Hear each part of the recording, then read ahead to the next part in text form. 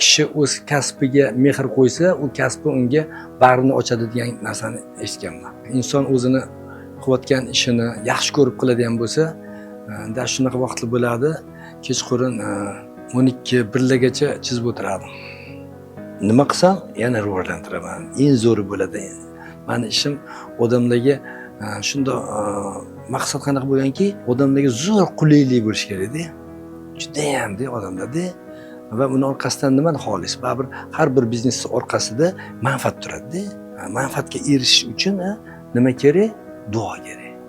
To'g'rimi? Men ko'p o'yladim-da, agar men shunaqa narsani ishlab chiqarsam-da, odamlar uni ko'p yil ishlatsa-da, bexosdan, misol uchun men o'tiribman, shuni sotib olganman-da, 10 yildan keyin 10 yilchida bu yerda ya shuni yasagan odamda barakat topsin deb qalbimdan chiqib ketib qolsa agar, xudo xolisa uni farishtalar Alloh huzuriga olib borsa daru ijobat bo'lib ketsa, barakat topsin degan gap.